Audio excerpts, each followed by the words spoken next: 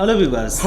Welcome to மெட் mystery. கேரளால மலப்புரம் அப்படின்ற டிஸ்ட்ரிக்ட்ல இருக்கிற சேலம்பரா அப்படின்ற இடத்துல பாத்தீங்கன்னா சவுத் மலபார் கிராமின் அப்படின்ற ஒரு பேங்க் இருக்கு. அந்த ஒரு பேங்க்ல 2007 வருஷம் டிசம்பர் 30 பாத்தீங்கன்னா ஒரு மிகப்பெரிய ராபரி நடக்குது. அந்த ராபரி கேரளா மாநிலத்தை மட்டும் கிடையாது, ஒட்டுமொத்த இந்தியாவையுமே ஒரு ஒழுக்குச்சு அப்படின்னு தான் சொல்லியானோ. ஏன்னா அது வரைக்கும் இந்தியாவில் நடந்த ஒரு மிகப்பெரிய திருட்டுனா 1987 வருஷம் பஞ்சாப் நேஷனல் பேங்க்ல நடந்த 5.7 கோடி ரூபாய் திருட்டா தான் இருந்துச்சு. ஆனா 2007 வருஷம் கேரளால நிகழ்ந்த இந்த ஒரு வங்கி கொள்ளையில மட்டும் கிட்டத்தட்ட 9 கோடி ரூபாய் மதிப்புள்ள பணம் மற்றும் நகை காணாம போச்சு அப்படின்னு சொல்றாங்க. சோ இந்த 9 கோடி ரூபாயை யார் அடிச்சாம், அதுக்கு பின்னாடி இருந்த காரணம் தான் என்ன, போலீஸ் இதை கண்டுபிடிச்சாங்களா இல்லையா அப்படின்ற பயங்கர என்கேஜிங்கான ராபரி ஸ்டோரியை தான் இன்னைக்கு வீடியோல பார்க்க போறோம். வீடியோ செம்ம இன்ட்ரஸ்டிங்கா இருக்கும். சோ ஸ்கிப் பண்ணாம கடைசி வரைக்கும் வீடியோ பாருங்க. வாங்க வீடியோக்குள்ள போலாம். கவர்மெண்ட் சேனல் சப்ஸ்கிரைப் பண்ணுங்க. Facebook ஓட வாட்ஸ்அப் பேஜை ஃபாலோ பண்ணவங்க ஃபாலோ பண்ணுங்க. இது 2007 வருஷம் டிசம்பர் மாசம் 31 திங்கட்கிழமை காலை 9:30 மணி. இந்த ஒரு டைம்ல நம்ம ஆல்ரெடி சொன்ன மாதிரி தான் சேலம்பரால இருக்க சவுத் கிராமின் பேங்கை ஓபன் பண்ண ஒரு எம்ப்ளாயி வர்றாரு. அவருடைய பேர் தான் ராதாகிருஷ்ணன். இந்த பேங்கை ஓபன் பண்றதுன்றது அவருடைய டெய்லி லைஃப்ல இருக்க ரெகுலரான ஒரு வேலை தான். அப்படிதான் இன்னைக்கு வந்து அந்த பேங்கை ஓபன் பண்ண போறாரு. அப்படி அவர் ஓபன் பண்ண போறப்ப அவர் கூட பாத்தீங்கன்னா ஒரு கிளீனிங் ஸ்டாஃப் இருக்காரு, கூடவே ஒரு கிளர்க்கும் இருக்காரு. சோ இவங்க 3 பேரும் சேர்ந்து தான் பேங்கை ஓபன் பண்ணி உள்ள போறாங்க. அப்படி உள்ள போனோடனே கிளீனிங் ஸ்டாஃப் வழக்கம் போல அவருடைய வேலையான பேங்கை கிளீன் பண்ற வேலையை ஆரம்பிக்க போறாரு. ஆனா அப்படி ஆரம்பிக்க போறப்பதான் ராதாகிருஷ்ணன் அவரை தடுத்து நிப்பாட்டுறாரு. ஏன்னா அன்னைக்கு டேல அந்த பேங்க் வழக்கமான பேங்க் மாதிரியே இல்ல, அதுக்கு மாற பேங்க் ஃபுல்லா டஸ்டும் குப்பைகளும் நிறைஞ்சு காணப்பட்டுச்சு. அதை பார்த்தோன்னே அவருக்கு ஒரு மாதிரி பயம் வர ஆரம்பிச்சிருது.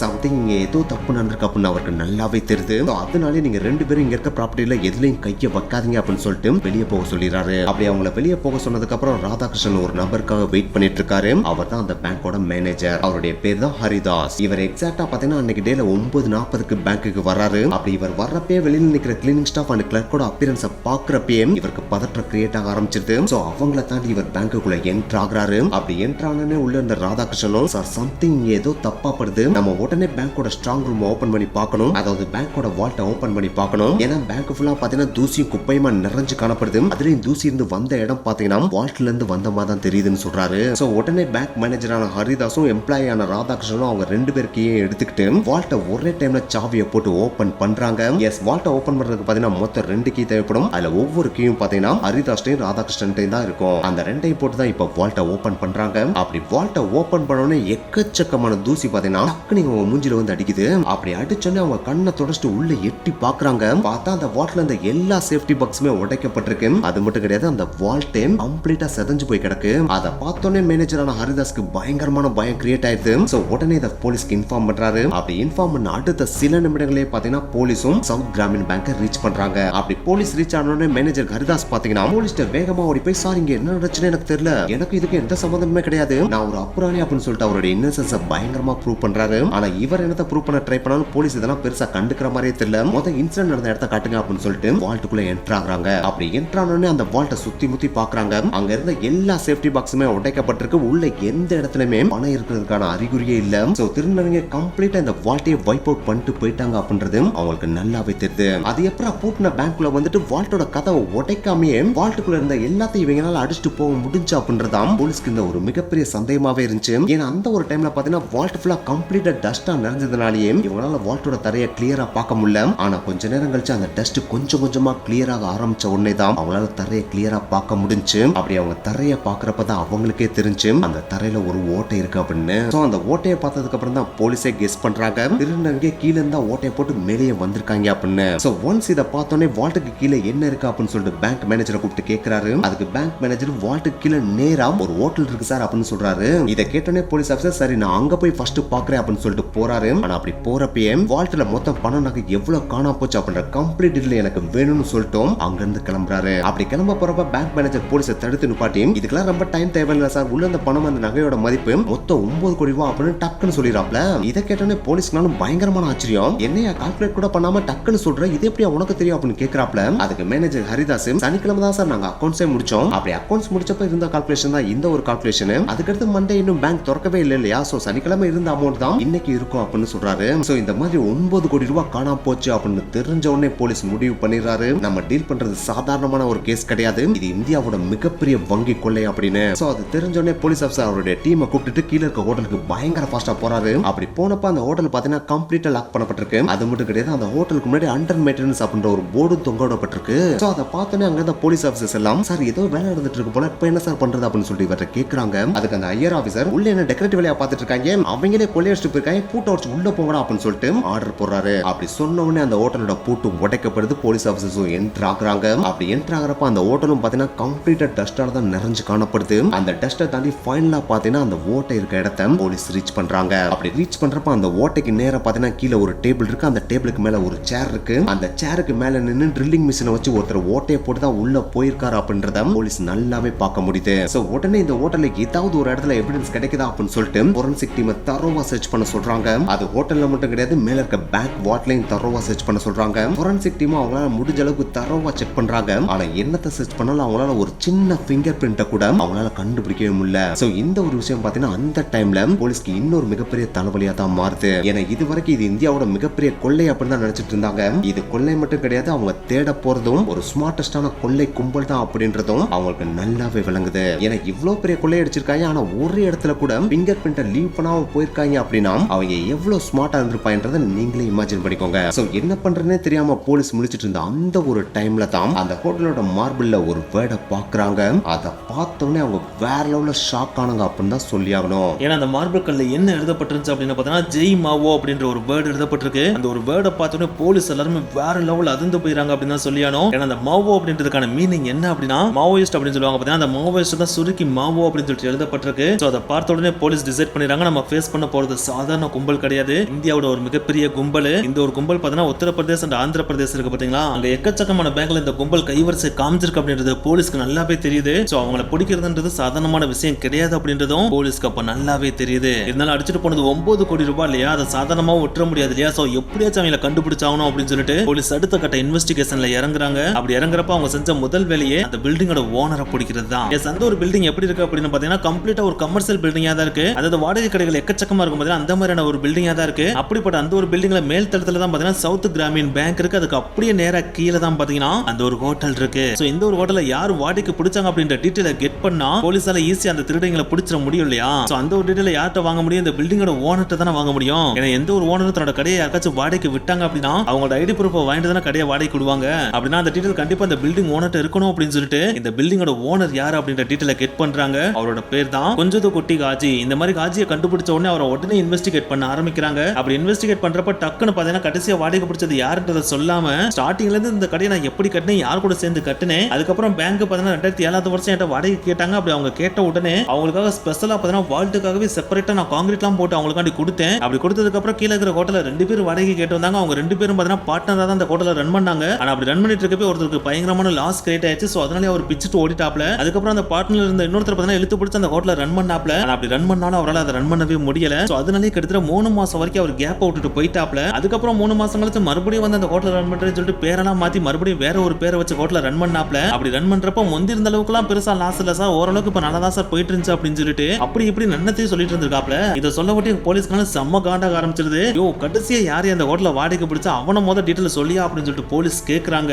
அப்படி கேட்கறப்பதான் ஹாஜி சொல்றாரு, சார் இதெல்லாம் நான் சொன்னதா சார் உங்களுக்கு புரியும். இப்ப லாஸ்ட்ல இருக்காரு பாத்தீங்களா, அதாவது ஹோட்டல் இப்ப ரன் பண்ணிட்டு இருக்காரு பாத்தீங்களா, அவர் அந்த ஹோட்டலை ரன் பண்ணிட்டு இருக்கப்பயே ஒரு மனுஷன் புதுசா இன்ட்ரோடியூஸ் ஆனியா. அவனோட பேர் தான் பாபு. இந்த பாபு தான் பாத்தீங்கன்னா ஒரு நாள் அந்த ஹோட்டலை இப்ப கரெக்டா ரன் பண்ணிட்டு இருந்த அந்த மொய்தீன் அப்படின்ற ஒருத்தர் கூட வந்து இன்ட்ரோடியூஸ் ஆகுறான். அப்படி இன்ட்ரோடியூஸ் ஆன அவன் பாத்தீங்கன்னா பாக்குறதுக்கு பயங்கர வினோதமா வித்தியாசமா இருந்தான். அது மட்டும் கிடையாது, அவன் ஸ்பீக் பண்ற லாங்குவேஜ் கேட்கறப்ப அவன் லோக்கல் ஆள் மாதிரி தெரியல, வெளியில இருந்து ஏதோ ஒரு வேற ஸ்டேட்ல இருந்து வந்த மாதிரி தான் தெரிஞ்சான். அவனோட அப்பியரன்ஸ் அப்படிதான் இருந்துச்சு. அவனுக்கு லைட்டா மீச இருந்துச்சு. அது மட்டும் கிடையாது, பிளாக் கலர்ல ஒரு கேப்பும் போட்டிருந்தான். அப்படி போட்டிருந்தாவே அன்னைக்கு ஹோட்டலுக்கு வந்த உடனே எனக்கு ஸ்ட்ராங்கான ஒரு டீ கொடுங்க அப்படின்னு சொல்லிட்டு கேட்டான். அப்படி கேட்ட உடனே அந்த ஹோட்டலோட ஓனரான மொய்தீன் அப்படின்றவரும் எப்ப தம்பி ஒரு டீயை போட்டு கொடுப்பா அப்படின்னு சொல்லிட்டு சொல்றாப்ல. அப்படி சொன்ன உடனே பாபு மெல்ல அந்த ஹோட்டலோட ஓனர்ட்ட வந்துட்டு, உங்க ஹோட்டல் ரொம்ப டல்லா போகுதோ, நீங்க எதிர்பார்க்குற அளவுக்கு ரொம்ப பெருசா ஓடுற மாதிரி எனக்கு தெரியல அப்படின்னு சொல்லிட்டு கேட்கிறாரு. அப்படி கேட்ட உடனே அந்த ஹோட்டலோட ஓனரான மொய்தீன், அட ஏயா நீ வேற இதை கேட்டு என்னோட மனசை இன்னும் கொஞ்சம் புண்ணாக்குற, நானே இந்த ஹோட்டல் எப்படியாச்சும் முன்னேற்றலாம்னு சொல்லிட்டு என்னென்னமோ ட்ரை பண்ணி பாக்குறேன், ஆனா என்னத்த ட்ரை பண்ணாலும் ஹோட்டல் ஓடுற மாதிரி தெரியல, கீழே கீழே போயிட்டு தான் இருக்கு, எனக்கு என்ன பண்றதுனே தெரியலையா அப்படின்னு சொல்லிட்டு புலம்பி இருக்காப்ல. அப்படி புலம்புறத பார்த்த உடனே பாபு மெல்ல அவர்கிட்ட போயிட்டு, நீங்க ரொம்ப தப்பா ஹோட்டலை ரன் பண்ணிட்டு இருக்கீங்க,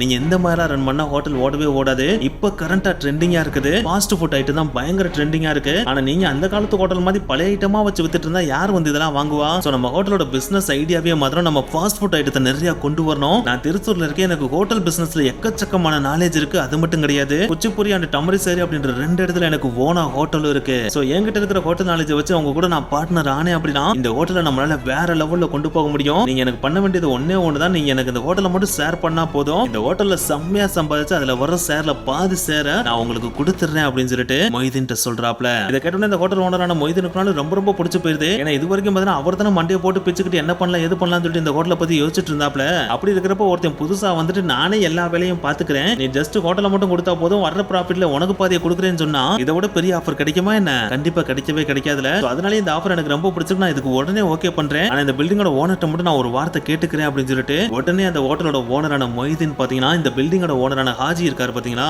அவர்கிட்ட போயிட்டு இந்த ஒரு விஷயத்த சொல்றாப்ல. இதை கேட்டோடனே ஹாஜினாலும் யார் வந்தா என்னையா யாருனாலும் இந்த ஹோட்டல் ரன் பண்ணிக்கிறட்டும், எனக்கு தேவையானது வாடகை மட்டும் ப்ராப்பரா வரணும், அதை என்கிட்ட நீங்க ப்ராப்பரா கொடுத்துட்டா நான் எதையுமே கண்டுக்கிற மாட்டேன் அப்படின்னு சொல்லிட்டு ஜாலியா சொல்லிட்டு போயிடுறாப்ல. ஆனா இப்படி சொல்லிட்டு போறப்பதான் ஹாஜி பாத்தீங்கன்னா ஒரே ஒரு தப்ப பண்ணிடுறாப்ல. ஏன்னா இப்போ வந்திருக்க பாபு பாத்தீங்கன்னா ஃபர்ஸ்ட் டைம் அந்த ஹோட்டலை வாடகைக்கு பிடிக்கல இல்லையா, அதாவது இவர் தான் இந்த ஹோட்டலுக்கு ஓனர் மாதிரி அந்த ஹோட்டலை பிடிக்கல இல்லையா. சோ அதனாலே பாத்தீங்கன்னா எந்த விதமான ஐடி ப்ரூஃபையும் ஹாஜிட்ட கொடுக்காமயே பாபு இந்த இடத்துல அழகா தப்பிச்சிடுறான். இருந்தாலும் பாபுவோட நம்பரை மட்டும் நம்ம ஹாஜி வாங்கி வச்சுக்கிறாப்ல. அந்த ஒரு நம்பரை மட்டும் பாத்தீங்கன்னா இப்போதைக்கு போலீஸ் இன்வெஸ்டிகேஷன்ல நம்ம ஹாஜி போலீஸ்ட்ட கொடுத்துறாரு. அப்படி ஒன்ஸ் அந்த நம்பரை கெட் பண்ணோனே போலீஸ் பண்ண முதல் வேலையே இந்த நம்பரை ட்ராக் பண்ணுங்கன்னு சொல்லிட்டு ஒரு பக்கம் ட்ராக்கிங் அனுப்பி விட்டுறாங்க. இன்னொரு பக்கம் பாத்தீங்கன்னா இந்த பாபு ரொம்ப க்ளோஸரா கண்ணால பார்த்தது யாரு, இந்த கட்டடத்தோட ஓனரான ஹாஜி அண்ட் அந்த ஹோட்டலோட ஓனரான மொய்தீன் அப்படின்றவர் தானே. அவங்க ரெண்டு பேரையும் கூப்பிட்டு அவரோட அப்பியரன்ஸ் எப்படி இருக்கும்னு கேட்டு அதை கம்ப்ளீட்டா ஒரு வரைபடமா வரைய சொல்றாங்க. அப்படி வரைஞ்சு கடைசியா ஒரு வரைபடத்தையும் வரைஞ்சு முடிக்கிறாங்க. அப்படி வரைஞ்சு முடிச்ச அந்த ஒரு வரைபடத்தை அவங்க ரெண்டு பேர்ட்டையும் காமிச்சு இப்படிதான் அந்த பாபு இருந்தானா அப்படின்றத நீங்க கன்ஃபார்ம் பண்ணுங்க அப்படின்னு சொல்லிட்டு கேட்கறாங்க. அதுக்கு அவங்க ரெண்டு பேரும் கிட்டத்தட்ட இதே மாதிரி தான் சார் இருப்பான், அதுக்காண்டி எக்ஸாக்டா நம்மளால எதுவும் சொல்ல முடியாதுல்ல சார், ஆனா இப்படிதான் சார் ஓரளவுக்கு இருப்பான் அப்படின்னு சொல்லிட்டு கன்ஃபார்ம் பண்ணிடுறாங்க. அப்படி கன்ஃபார்ம் பண்ண உடனே கேரளால இருக்கிற எல்லா போலீஸ் ஸ்டேஷனுக்கும் அந்த வரைபடத்தை சென்ட் பண்றாங்க. அப்படி சென்ட் பண்ணிட்டு இருக்கப்ப சைடு பை சைடு அந்த போன் நம்பரை ட்ராக் பண்ண சொன்னாங்க பாத்தீங்கன்னா, அப்படி ட்ராக் பண்ணதோட ரிசல்ட் உங்க கைக்கு வருது. அதை எடுத்து போலீஸ் பாக்குறப்ப அவங்களுக்கு செம்ம ஷாக்கிங்கா இருக்கு. ஏன்னா அந்த போன் கடைசியா பாத்தீங்கன்னா டிசம்பர் 30ஆம் தேதி கம்ப்ளீட்டா டீஆக்டிவேட் ஆயிருக்கு. தட் மீன்ஸ் டிசம்பர் 30க்கு அப்புறம் அந்த போன் ஆக்டிவ்லயே இல்ல, அவங்களால ட்ராக் பண்ணவே முடியல.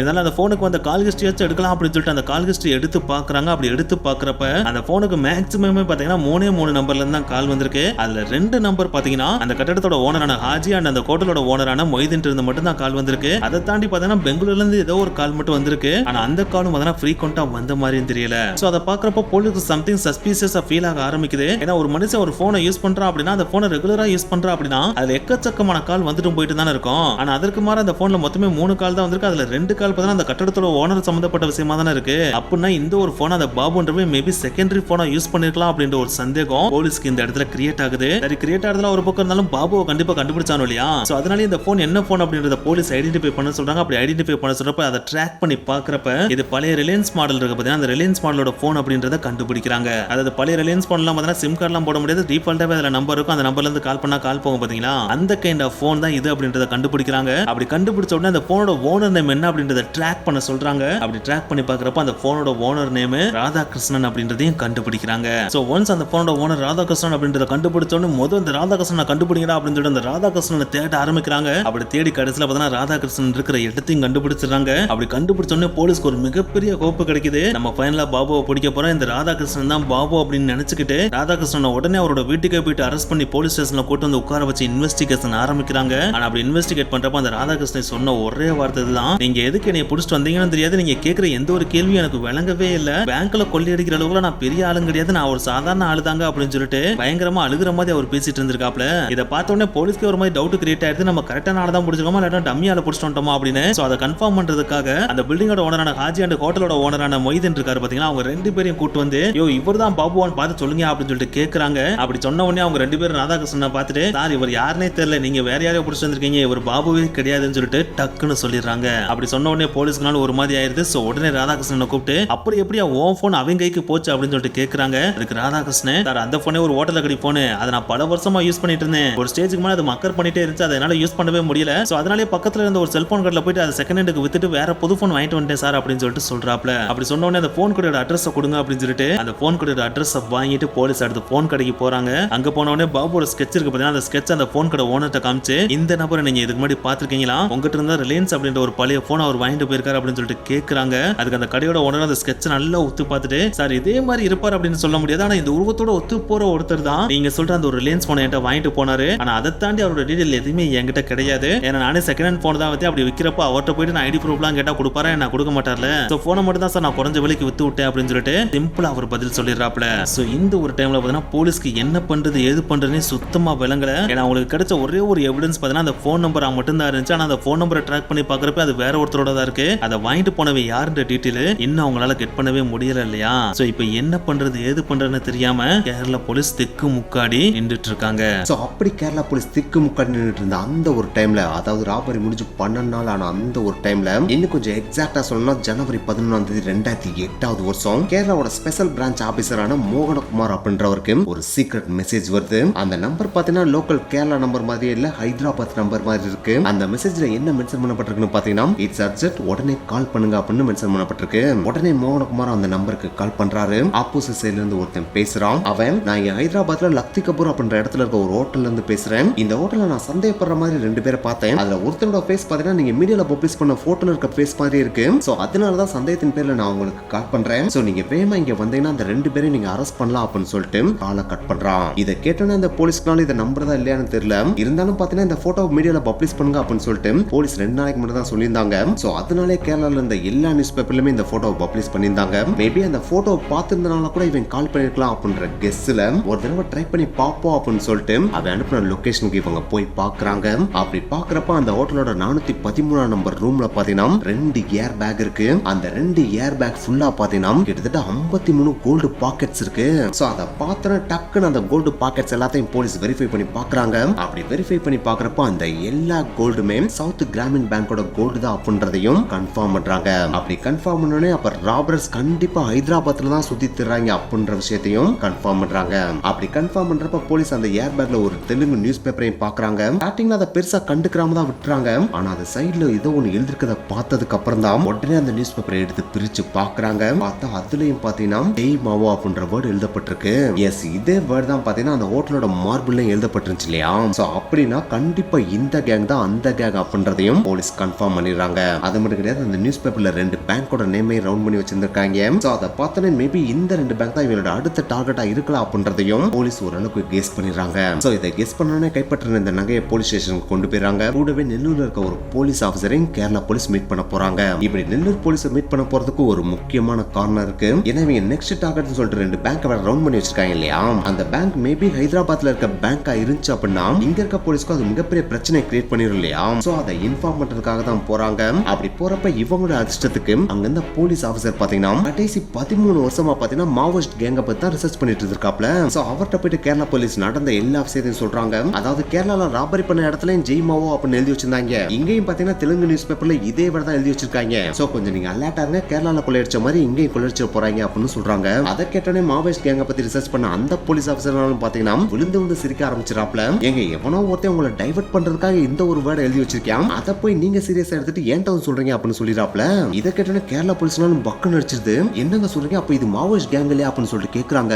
அதுக்கு அந்த நெல்லூர் போலீஸ், நான் கிட்டத்தட்ட 13 வருஷமா இந்த கேங்க ரிசர்ச் பண்ணிட்டு இருக்கேன். அவங்க கொள்ளையெல்லாம் அடிக்க தான் செய்வாங்க, ஆனா கொள்ளை அடிக்கிற எந்த ஒரு இடத்துலயுமே ஜெய் மாவோ அப்படின்ற வேர்ட்ல அவங்க யூஸ் பண்றதே கிடையாது. சோ எவனோ ஒருத்தன் உங்களை பயமுறுத்தணுன்றதுக்காகவும் டைவர்ட் பண்ணும் அப்படின்றதுக்காகவும் தான் இந்த வேலையெல்லாம் பண்ணிட்டு இருக்கான். அவன் முதல் யாருன்னு கண்டுபிடிங்க அப்படின்னு சொல்லிட்டு அங்க இருந்து அனுப்பிவிட்றாப்ல.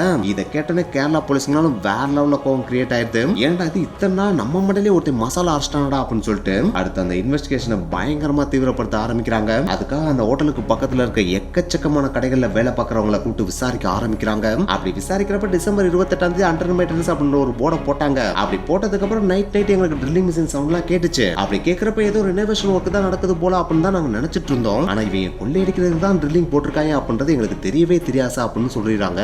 இதை கேட்டுட்டு போலீஸ்னாலும் இவங்களை விசாரிச்சுலாம் ஒன்னும் ஆக போறதில்ல அப்படின்னு உங்களுக்கு தெரிஞ்சிருச்சு. சரி, வேற ஏதாவது வழி இருக்கா அப்படின்னு தேட ஆரம்பிக்கிறாங்க. அப்படி தேட ஆரம்பிக்கிறப்பதான் அவங்க ஒரு விஷயத்தையே பிடிக்கிறாங்க. எஸ், முன்னாடி அவங்க ஒரு விஷயத்தை கெஸ் பண்ணியிருந்தாங்க பாத்தீங்களா. மேபி பாபுவோட அந்த ரிலையன்ஸ் போன் செகண்டரி போன் ஆக்கலாம் அப்படின்னு கெஸ் பண்ணியிருந்தாங்க பாத்தீங்களா. அப்படி கெஸ் பண்ணதை அவங்க ஸ்டார்டிங்ல பெருசா கண்டுக்காம விட்டுட்டாங்க. ஆனா இப்ப அதை வச்சு அவனை கண்டுபிடிக்க முடியுமா அப்படின்னு சொல்லிட்டு கன்சிடர் பண்றாங்க. அப்படி கன்சிடர் பண்ண உடனே கண்டிப்பா அவன்கிட்ட ஒரு மெயின் போன் இருக்கணும். அப்படி இருந்தது மட்டும் கன்ஃபார்ம் ஆயிடுச்சு அப்படின்னா அதை கண்டுபிடிக்க நம்ம ட்ரை பண்ணலாம் அப்படின்னு சொல்லிட்டு கட்டடத்தோட ஓனரான ஹாஜி, ஹோட்டலோட ஓனரான மொய்தினையும் கூப்பிட்டு, பாபு ஒரு போனை தவிர்த்து ரெண்டாவது ஏதாவது ஒரு போன் வச்சிருந்தா நீங்க பாத்திருக்கீங்களா அப்படின்னு சொல்லிட்டு கேக்குறாங்க. அதுக்கு மொய்தின் டக்குன்னு, ஆமா சார், அவன் இன்னொரு போனை கையில வச்சிருப்பான், அதுக்கு கால் வந்தாலே சீக்கிரட்டா கொஞ்சம் தான் தள்ளி போய் தான் பேசிட்டு இருப்பான், அது மட்டும் தான் எனக்கு தெரியும், அதை தவிர மற்ற டீடைல்ஸ் எனக்கு தெரியாது சார் அப்படின்னு சொல்லிடுறாப்ல. ஆனா என்னதான் மற்ற டீடைல்ஸ் தெரியலாட்டியும் மெயின் போன் ஒன்னு வச்சிருக்கேன் அப்படின்ற ஒரு விஷயம் கன்ஃபார்ம் ஆயிடுச்சு இல்லையா. சோ அதை எப்படி இப்ப கண்டுபிடிக்கலாம் அப்படின்னு சொல்லிட்டு போலீஸ் பயங்கரமா டிஸ்கஸ் பண்ண ஆரம்பிக்கிறாங்க. அப்படி டிஸ்கஸ் பண்றப்பே சைபர் கிரைம் போலீஸையும் கூப்பிட்டுறாங்க. சோ அவங்க எல்லாரும் டிஸ்கஸ் பண்ணி ஒரு விஷயத்தை சொல்றாங்க. அதுதான் இவங்களுடைய ரிலையன்ஸ் நம்பரோட பேரலா டிராவல் பண்ண எல்லா நம்பரையும் நம்ம எடுப்போம், எடுப்போம். அப்படி எடுத்து கண்டிப்பா நம்ம ஃபில்டர் பண்ணோம் அப்படின்னா இவனோட இன்னொரு நம்பரை நம்ம கண்டுபிடிச்சோம் அப்படின்னு சொல்லிட்டு சொல்றாங்க. அது எப்படி நம்பரோட டிராவல் பண்ற இன்னொரு நம்பரை கண்டுபிடிக்க முடியும் அப்படின்னு நீங்க கேட்கலாம். இங்கதான் பாத்தீங்கன்னா நீங்க ஒரு விஷயத்தை புரிஞ்சுக்கணும். உங்ககிட்ட ஒரு போன் இருந்தாலும் சரி 10 போன் இருந்தாலும் சரி உங்ககிட்ட இருந்து போற கால் எல்லாமே பக்கத்துல இருக்க டவர் ரீச் ஆகி தானே அங்க இருந்து எல்லாமே போகும். நீங்க 10 போன் வச்சிருக்கீங்கன்றதுக்காக ஒவ்வொரு போனும் ஒவ்வொரு டவரோட கனெக்ட் ஆகுது இல்லையா? சோ அந்த ஒரு இடத்துல தான் போலீஸ் டேட்டாவை எடுக்கலாம் அப்படின்னு சொல்லிட்டு முடிவு பண்றாங்க. அதாவது பாபோட ரிலையன்ஸ் போன் பாத்தீங்கன்னா டிசம்பர் 30 தான் டீஆக்டிவேட் ஆச்சு. அப்படி டீஆக்டிவேட் பண்றதுக்கு முன்னாடி அது எந்த டவரோட கனெக்ட் ஆயிருக்கு அப்படின்றத ட்ராக் பண்றாங்க. அப்படி ட்ராக் பண்ண உடனே அதுக்கு ஃபியூ ஹவர்ஸ்க்கு முன்னாடி அது எந்த டவரோட கனெக்ட் ஆயிருக்கு அப்படின்றதையும் ட்ராக் பண்றாங்க. அப்படி ட்ராக் பண்றப்ப அது 2 டிஃபரெண்டான டவர் அப்படின்றதையும் கண்டுபிடிக்கிறாங்க. அப்படி கண்டுபிடிச்சோடனே அதுக்கு ஃபியூ ஹவர்ஸ்க்கு முன்னாடி ஃபியூ டேஸ்க்கு முன்னாடி அந்த ரிலையன்ஸ் போன் எந்தெந்த டவர்ல எல்லாம் கனெக்ட் ஆச்சு அப்படின்ற விஷயத்தையும் ட்ராக் பண்ணி கண்டுபிடிக்கிறாங்க. அப்படி கண்டுபிடிச்சோடனே அந்த ரிலையன்ஸ் போனோட பேரலா டிராவல் பண்ண எல்லா நம்பரையும் ஃபில்டர் பண்ணி எடுக்கிறாங்க. அப்படி எடுக்கிறப்போ 1-2 நம்பர் தான் வரும் அப்படின்னு நினைச்சா போலீஸ் எடுக்கிறாங்க. ஆனா அப்படி பேரலா டிராவல் பண்ண நம்பர் எத்தனை தெரியுமா? கிட்டத்தட்ட 4 மில்லியன் நம்பர்ஸ் இருந்திருக்கு. அதாவது 40 லட்சம் நம்பர் பேரலா டிராவல் பண்ணிச்சான். சோ அதை பார்த்தனே போலீஸ்னால ஒரு மாதிரி தலை சுத்த ஆரம்பிச்சிருது. எப்படி அந்த 40 லட்சம் போன் நம்பர்ல இருந்து ஒரு நம்பரை மட்டும் ஃபில்டர் பண்ணி எடுக்கிறதுன்னு அவங்களுக்கு ஒண்ணுமே சுத்தமா புரியல. இருந்தாலும் இதை விட்டு அவங்களுக்கு வேற ஆப்ஷனே இல்ல அப்படின்றனால எக்கச்சக்கமான கான்ஸ்டபிள்ஸை கூப்பிட்டு உட்கார வச்சு அவங்ககிட்ட இருந்து அந்த 4 மில்லியன் நம்பரையும் பிரிச்சு கொடுத்து உங்ககிட்ட கொடுத்த ஒவ்வொரு நம்பருக்கும் கால் பண்ணுங்க. அப்படி கால் பண்றப்ப ஒரு சின்ன என்கொயரி இருக்கு, போலீஸ் ஸ்டேஷனுக்கு வாங்க அப்படின்னு மட்டும் சொல்லுங்க. அப்படி சொல்றப்ப யாரோட பேச்சு தடுமாறுதோ யார் வர மறுக்கிறாங்களோ அவங்க நம்பரை நோட் பண்ணுங்க அப்படின்னு சொல்லிடுறாங்க. அப்படி கால் பண்றப்ப எக்கச்சக்கம் பேர் போலீஸ் கால் பண்ணாலே பயப்படதானே செய்வாங்க. சோ எக்கச்சக்க பேர் சந்தேகப்படுற மாதிரி தான் இருக்காங்க. இருந்தாலும் ஜனவரி 15 சந்தோஷ் அப்படின்ற கான்ஸ்டபிள் பாத்தீங்கன்னா ஒரு நம்பருக்கு கால் பண்றாப்ல. அப்படி கால் பண்றப்ப ஆப்போசிட் சைடுல இருந்து பாத்தீங்கன்னா ஒரு மேன் பிக் பண்றாப்ல. அப்படி அட்டெண்ட் பண்ணனே அந்த கான்ஸ்டபிளும் வழக்கமான டயலாக சொல்றாப்ல. அப்படி சொன்ன உடனே அதாவது என்கொயரிக்கு வர சொன்ன உடனே ஆப்போசிட் சைடுல இருந்தவரோட நாக்கு பாத்தீங்கன்னா பயங்கரமா தடுமாறுது. அது மட்டும் கிடையாது, நான் இப்போதைக்கு ஊர்ல எல்லாம் வந்தா வர்றேன் அப்படின்னு சொல்லிட்டு மலிப்பே விடுறாப்ல. இதை பார்த்தோன்னே அந்த கான்ஸ்டபிள்னாலும் டவுட் கிரியேட் ஆயிடுது. சோ இந்த நம்பர் ஹை பிரியாரிட்டி கொடுத்து நோட் பண்ண சொல்லிடுறாரு. போலீஸும் பாத்தீங்கன்னா இந்த நம்பரை ட்ராக் பண்ண சொல்லிடுறாங்க. அப்படி ட்ராக் பண்ணிட்டு இருக்கப்பே பாத்தீங்கன்னா அந்த நம்பரும் டீஆக்டிவேட் ஆயிருது. இதை பார்த்தோன்னே தான் போலீஸ்னாலும் பயங்கரமான டவுட் கிரியேட் ஆயிருது. ஏன்னா ஒருத்தன் போலீஸ்ல இருந்து கால் வருது அப்படின்னு தெரிஞ்ச உடனே சிம்ம தூக்கி போடுறா அப்படின்னா இவன் தானே கண்டிப்பா குற்றவாளியா இருக்கணும். சோ இந்த நம்பரை பத்தி டீடைல்ஸ் ஃபுல்லா எடுங்க அப்படின்னு சொல்லிட்டு எடுக்க சொல்றாங்க. அப்படி எடுக்க சொல்றப்ப பாத்தீங்கன்னா இந்த சிம்ம வாங்கினோட பேரு ஜோசப் அப்படின்றதை கண்டுபிடிக்கிறாங்க. அது மட்டும் கிடையாது, ஜோசப்போட போட்டோவையும் பாத்தீங்கன்னா டெலிகாம் கம்பெனில இருந்து வாங்கிடுறாங்க. அந்த ஒரு போட்டோவை இவங்களோட ஸ்கெட்சோட கம்பேர் பண்ணி பாக்குறப்ப எக்ஸாக்ட்டா மேட்ச் ஆகுது. உடனே இந்த போட்டோவை கொண்டு போய் மொய்திட்டையும் ஹாஜிட்டையும் காட்டுறாங்க. அந்த போட்டோவை பார்த்தோன்னே சார் இவன் தான் சார் அவன் அப்படின்னு சொல்லிடுறாங்க. அதை சொன்ன உடனே போலீஸ் அந்த போன்ல இருந்து வந்த எல்லா நம்பரையும் ட்ரேஸ் பண்ணுங்க அப்படின்னு சொல்லிடுறாங்க. அப்படி ட்ரேஸ் பண்ணி பாக்குறப்ப அந்த நம்பர்ல இருந்து ஒரு ஹாஸ்பிட்டலுக்கு அடிக்கடி கால் போயிருக்கத நோட் பண்றாங்க. அப்படி நோட் பண்ணனே அது என்ன ஹாஸ்பிட்டல் அப்படின்னு செக் பண்றப்ப அது ஒரு மகப்பேறு மருத்துவமனையா இருந்திருக்கு. சோ உடனே அந்த ஹாஸ்பிட்டலுக்கு போயிட்டு அங்க இருந்த டாக்டர்கிட்ட இதை பத்தி கேக்குறாங்க. அதுக்கு அங்க இருந்த டாக்டரான வித்யா கிருஷ்ணமூர்த்தி எங்க ஹாஸ்பிட்டலுக்கு ஒய்ஃப் பிரெக்னண்டா இருந்தாங்க அப்படின்னா ஹஸ்பண்ட் கூட வர்த்தாசா செய்வாங்க, அதே மாதிரி தான் அவரும் வந்திருக்கலாம், அதுக்காக கூட அவர் கன்சல்டேஷனுக்காக அடிக்கடி கால் பண்ணிக்கலாம் அப்படின்னு சொல்றாங்க. அப்படி சொல்றதோட மட்டும் இல்லாம அந்த நம்பரை ஒரு தடவை என்கிட்ட கொடுங்க, ரிசப்ஷன்ல வேணா செக் பண்ணி சொல்றேன் அப்படின்னு சொல்லிட்டு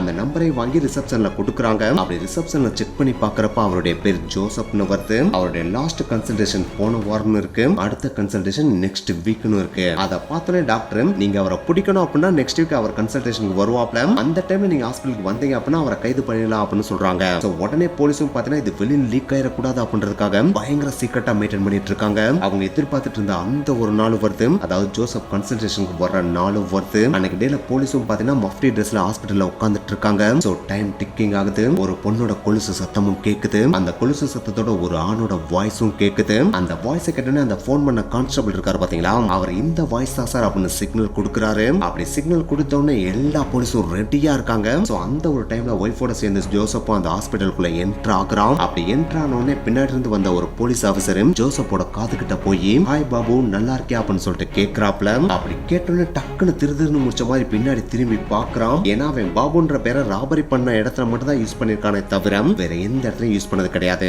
மற்ற இடங்கள்லாம் பாத்தீங்கன்னா 3 பேர் தான் யூஸ் பண்ணிருக்கான். ஒன்னு ஜோசப் எலியாஸ், இன்னொன்னு ஜேசன் எலியாஸ், இன்னொன்னு ஜோமன் எலியாஸ். சோ இந்த மாதிரி ஒவ்வொரு இடத்துலயும் இவன் ஃபோர்ஜரி பண்றப்ப ஒவ்வொரு விதமான பேரை யூஸ் பண்ணுவான். ஆனா இந்த பாபுன்ற பேரை ராபரி பண்ண இடத்துல மட்டும் தான் யூஸ் பண்ணிருக்கான். சோ அந்த ஒரு பேரை பின்னாடி இருந்து வந்து ஒரு போலீஸ் சொன்ன உடனே அவன் கன்ஃபார்மே பண்ணிடுறான் நம்மளை இப்ப அரெஸ்ட் பண்ண போறாங்க அப்படின்னு. அப்படி அவன் கன்ஃபார்ம் பண்ணனே அங்க இருந்த எல்லா போலீஸ் ஆபீசரும் அவனை சரவுண்ட் பண்ணிடுறாங்க. அப்படி சரவுண்ட் பண்ணனே பக்கத்துல இருந்த அவன் ஒய்ஃப்னாலும் பயங்கரமா அழுக வர ஆரம்பிச்சிருது. அவங்கள தனியா கூட்டு போய் பக்கத்துல இருந்த சேர்ல உட்கார வச்சுட்டு ஜோசப் என்ற பாபு அரெஸ்ட் பண்ணி போலீஸ் ஸ்டேஷன் கூட்டு போயிடுறாங்க. அங்க போயிட்டு இன்வெஸ்டிகேஷன் ஸ்டார்ட் பண்றாங்க. அப்படி ஸ்டார்ட் பண்றப்பதான் ஒவ்வொரு விஷயமா சொல்லவும் ஆரம்பிக்கிறான்.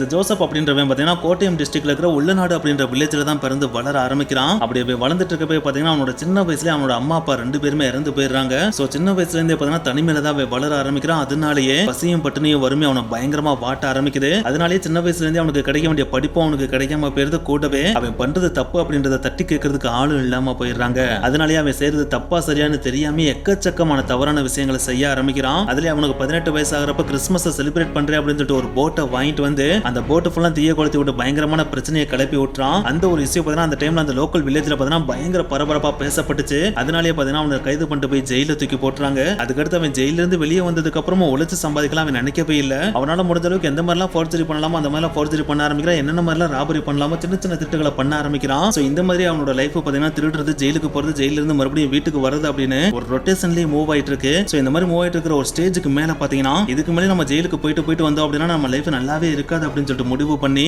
ஒரு வேலைக்கு போலாம் அப்படின்னு சொல்லிட்டு டெசிஷன் எடுக்கிறான். சோ அதுக்காக சாண்டுராம் ட்ரஸ்ட் அப்படின்ற ஒரு கம்பெனில சேர்ந்து வேலையும் பார்க்க ஆரம்பிக்கிறான். அப்படி வேலை பார்த்துட்டு இருக்கப்ப அங்க ஒரு பொண்ணை பார்த்து லவ் பண்ணவும் செய்யறான். அந்த பொண்ணோட பேர் தான் ஜோலி. அப்படி லவ் பண்ண அந்த ஒரு லவ் பார்த்தா நாளடைவுல ஒரு கல்யாணமாவும் முடியுது. சோ கல்யாணம் முடிஞ்சதுக்கு அப்புறம் பார்த்தீங்கன்னா ஒய்ஃப் வேலைக்கு போறதை ஸ்டாப் பண்ணிடுறாங்க. அதுக்கடுத்து இவன் மட்டும் தான் வேலைக்கு போக வேண்டிய சிச்சுவேஷன் கிரியேட் ஆகுது. ஆனா ஒரு ஆள் மட்டும் வேலைக்கு போய் அதுல இருந்து கிடைக்கிற சம்பளம் பாத்தீங்கன்னா அவனோட குடும்பத்தை ஓட்டுறதுக்கு போதுமானதா இல்லவே இல்ல. அந்த ஒரு டைம்ல அவனோட ஒய்ஃப் பிரெக்னன்ட்டும் ஆயிடுறாங்க. சோ பிரெக்னன்ட் ஆனதுனால தன்னோட ஒய்ஃப் அடிக்கடி ஹாஸ்பிட்டலுக்கு கூட்டு போயிட்டு வர சிச்சுவேஷன் அவனுக்கு கிரியேட் ஆகுது. சோ ஒவ்வொரு தடவையும் இந்த மாதிரி ஹாஸ்பிட்டலுக்கு செக்கப்பாக கூட்டு வர்றப்பயே அவனுக்கு எக்கச்சக்கமான மணியும் தேவைப்படுது. ஆனா அந்த அளவுக்கு காசு இவன்ட்ட இருக்கா அப்படின்னு கேட்டா அது கிடையாது அப்படின்னு தான் சொல்லியானோ. சோ இப்படியே நம்ம இருந்தோம் அப்படின்னா நம்ம வாழ்க்கையை சந்தோஷமாவும் வாழ முடியாது, நம்ம ஒய்ஃபுக்கு பிடிச்ச ஒரு வாழ்க்கையை அமைச்சு கொடுக்க முடியாது. இதுக்கு முன்னாடி நம்ம சின்ன சின்ன திருட்டுலாம் பண்ணிருக்கோம். ஆனா நம்ம இப்போ ஒரு பெரிய திருட்டை ஏதாச்சும் ஒரு திருட்டை பண்ணிட்டோம் அப்படின்னா அதுல இருந்து கிடைச்ச அமௌண்ட்டை வச்சு நம்ம லைஃப் டைமா செட்டில்மெண்ட்டே ஆயிடலாம். அதை வச்சு நம்மளால நம்மளோட ஒய்ஃபையும் செம்ம ஜாலியா சந்தோஷமா பாத்துக்கவும் முடியும், நம்மளுக்கு பிடிச்சமான ஒரு லைஃபையும் வாழ முடியும் அப்படின்னு சொல்லிட்டு அவன் ஒரு முடிவுக்கு வர்றான். அப்படி முடிவு பண்ண உடனே இந்த ஒரு திருட்டை நம்மளால தனியா பண்ண முடியாது, நம்மளுக்கு ஹெல்ப்புக்கு ஆள் வேணும்னு சொல்லிட்டு அவன் வேலை பார்த்த கம்பெனிலே அவன் கூட பயங்கர க்ளோஸா இருந்த சிபு அப்படின்றவனையும் கூட கூப்பிடுறான். அப்படி கூப்பிட்டு அவன்ட்ட நம்ம பெரிய திருட்டா திருடுவோம், அப்படி திருடுற அமௌண்ட்ல பாதி அமௌண்ட்டை நீ எடுத்துக்க, பாதி அமௌண்ட்டை நான் எடுத்துக்கிறேன், அப்படி பிரிச்சதுக்கு அப்புறம் நீ தனியா பேரு நான் தனியா பேரு, அதுக்கடுத்து நான் அவனை டிஸ்டர்ப் பண்ணவே மாட்டேன் அப்படின்னு சொல்லிட்டு அவனை கூப்பிடுறான். அப்படி கூப்பிட்ட உடனே சிபுக்கான இந்த டீல் ரொம்ப பிடிச்சிருது. ஏன்னா பெருசா திருனா பாதி அமௌண்ட் கிடைச்சிச்சு அப்படின்னா அவனுக்கு லைஃப் டைம் செட்டில்மெண்ட் இல்லையா. சோ அதனால இதுக்கு யோசிக்காம ஓகே சொல்லிடுறான். அப்படி ஓகே சொன்னதுக்கு அப்புறம் எங்க போய் திருடலாம் அப்படின்னு சொல்லிட்டு பிளான் போட ஆரம்பிக்கிறாங்க. அப்படி பிளான் போடுறப்ப அவங்க ரெண்டு பேரும் மோட்டார் பைக் எடுத்துட்டு அவங்க சரௌண்டிங்ல இருக்கிற எல்லா ஏரியாலையும் கம்ப்ளீட்டா ரவுண்ட் அடிக்கிறாங்க. அப்படி ரவுண்ட் அடிக்கிறப்ப ஒவ்வொரு பேங்கா நோட் பண்ணிட்டே வர்றாங்க.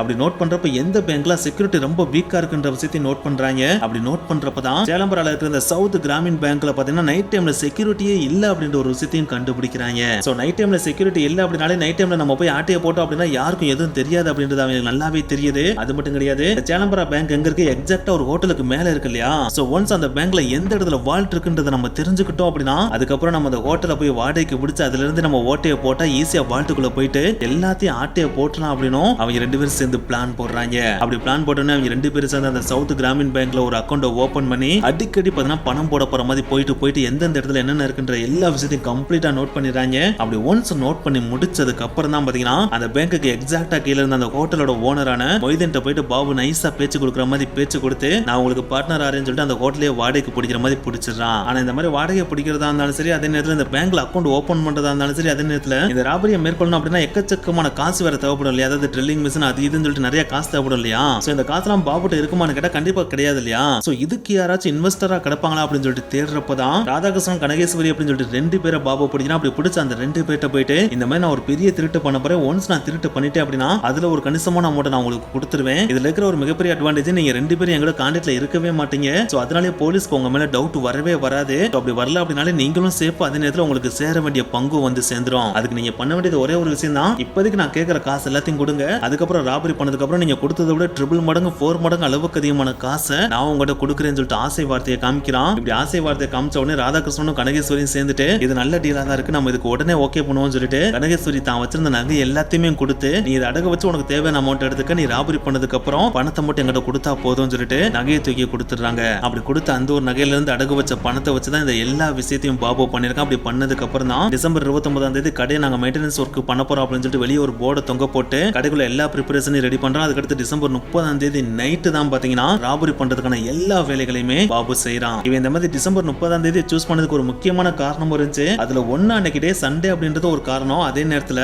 அன்னைக்கு டே அதாவது டிசம்பர் 30 பாத்தீங்கன்னா லோக்கல்ல ஒரு கோவில்ல ஃபெஸ்டிவல் நடந்துட்டு இருக்கு. சோ அந்த ஒரு ஃபெஸ்டிவல் நடக்கிறதுனாலே பாத்தீங்கன்னா சரௌண்டிங்ல பயங்கரமா சவுண்டா கைமையன்னு சத்தம் கேட்டுட்டே இருக்கும். ஏன்னா கோயில்ல ஃபெஸ்டிவல் நடக்குது அப்படினாலே பாட்டு கீட்டு அது இதுன்னு சொல்லிட்டு ஸ்பீக்கர் கொலாயின்னு சொல்லிட்டு கட்டி வச்சிருப்பாங்க இல்லையா. சோ அதனாலே அந்த ஒரு சவுண்ட் அளவுக்கு அதிகமா கேட்கறப்ப இவங்க நைட் டைம்ல இந்த மாதிரி ட்ரில் மிஷினை வச்சு ஓட்டையை போட்டா பெருசா சவுண்ட் கேட்காது இல்லையா? சோ அந்த ஒரு பிளான்ல தான் பாத்தீங்கன்னா டிசம்பர் 30ஆம் தேதி சூஸ் பண்ணி இந்த பாபுன்றவே ஹோட்டல்ல இருந்து கீழே கூடி ஓட்டையை போட்டு மேல போய் எல்லா வால்ட்டையுமே உடைச்சு பணம் அண்ட் நகைகள் எல்லாத்தையுமே ஆட்டையை போட்டுறான். இப்படி ஆட்டையை போட்டதோட மட்டும் இல்லாம போலீஸோட கான்சென்ட்ரேஷன் டைவர்ட் பண்ணணும் அப்படின்றதுக்காக தான் இந்த ஜெய்மாவோ அப்படின்ற வேர்டை எழுதி வச்சிருக்கான். கூடவே போலீஸ் கேரளால தேடுறதை நிப்பாட்டிட்டு ஹைதராபாத் பக்கம் டைவர்ட் ஆகி போகணும் அப்படின்றதுக்காக தான் ஹைதராபாத்துக்கு போயிட்டு அங்க ஒரு சிம்ம வாங்கி அதன் மூலமா ஒரு காலை பண்ணி போலீஸ் ஹைதராபாத்ல இருக்கிற ஒரு ஹோட்டலுக்கு வர வச்சு அங்க பேக் ஃபுல்லா நகையை வச்சு அவங்க டைவர்ட் பண்ணவும் ட்ரை பண்ணியிருந்திருக்கான். ஆனா எனக்கு தான் இந்த மாதிரி பயங்கரமா மாஸ்டர் பிளான் போட்டு டைவர்ட் பண்ண ட்ரை பண்ணாலும் கடைசியா வச்சிருந்த மெயின் போனோட சிம்ம பார்த்தா ஒரிஜினல் ஐடென்டிட்டியை கொடுத்து தான் வாங்கியிருக்கான். அந்த ஒரு ஒரிஜினல் ஐடென்டிட்டியை வச்சு தான் இந்த ஜோசப்போ கேரளா போலீஸ் கண்டுபிடிக்கவே செஞ்சாங்க. சோ ஒன்ஸ் இந்த எல்லா எவிடன்ஸ் கலெக்ட் பண்ண உடனே ராபரி பண்ண எல்லா நகைகள் அண்டு பணத்தை எல்லாத்தையுமே பறிமுதல் பண்ணிடுறாங்க. அப்படி பறிமுதல் பண்ணதுக்கு அப்புறம் இந்த ராபரியில் ஈடுபட்ட பாபு, சிபு அண்ட் ராதாகிருஷ்ணன் இருக்காங்க பாத்தீங்கன்னா, அவங்க 3 பேருக்கும் 10 வருட சிறை தண்டனை கொடுத்துறாங்க.